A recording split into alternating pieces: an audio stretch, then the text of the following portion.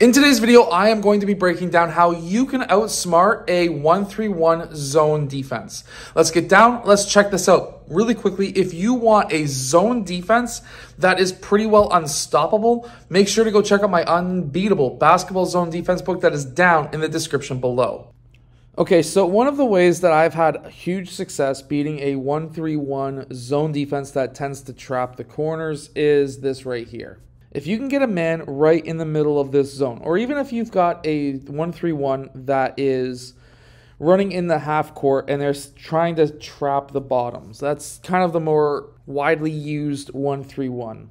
One of the ways that you can do this is by simply just passing the ball as fast as you can. And of course, we have to understand how the defense is going to move so that we can actually make this work really well. Usually what the teams try to do is they'll try and hide a slower player in the middle and they will try and trap the corners. That is going to be what most teams will do in a 1-3-1 zone defense. So we can actually try and exploit this as much as we can. So one of the ways that we can really exploit this defense is by running almost like a 4-out with a one guy in the middle. Now, if we were to get that ball into the middle, that could collapse the defense, but that's not our main goal. While that may look like our main goal, that is not our goal. What we want to have happen is a pass to the corner. So let's just move the defense where they will most likely be playing. So with us moving the defense where they're most likely playing, if we can get that pass to that corner, that's going to initialize this trap. When that happens, I want player 5 to roll to the basket or cut to the basket where we can get that pass to player 5. If he can seal his man really well, he may be able to get himself a layup. However, if that collapses this man, now we've got multiple players open on the far side where he can kick that ball out too. Now this can work with him even staying in the high post as well, because player 2 is going to be looking to guard that low block on this side. If we can even just get player 5 the ball in that high post, we can quickly swing that ball around. That is player 2's position. Now player 3 has all of this distance to cover to go and guard player 4. This is going to be a guaranteed 3-point shot, or even he could take a dribble in and take a mid-range shot, or he could just be a couple of feet in. Either way, he's going to get himself an easy basket somewhere along that side. One of the best ways you can beat almost any zone is by passing that ball over the middle of that court, by getting that trap on this side and then swinging the ball around to the opposite side.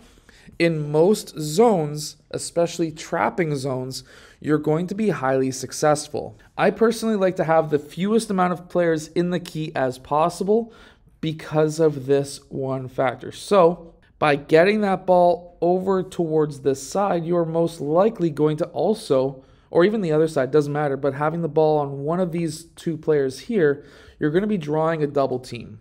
Or at least they're going to be faking a double team. If you are to dribble towards the sideline, they're 100% going to be trapping you. They're like piranhas or vultures or whatever. If you can get that swing pass around to the opposite side and you can quickly attack this gap, you can also open up opportunities like kicking it out for a 3-point shot for the corner player here. See, the thing is you want to try and move this ball as fast as you can. You don't want that ball to be stuck in your hands for too long, unless it's off of that first pass where you can kind of set up a small little trap, or at least fake that they're going to be able to trap you and then swing the ball to the opposite side and attack fast.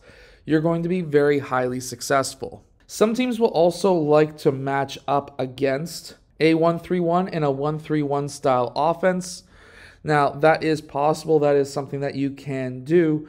And we can also set these screens off of that 1-3-1 as well, because that's going to collapse these players where you can kick it out. We can then have player 2 sprint out to this side while this was all happening.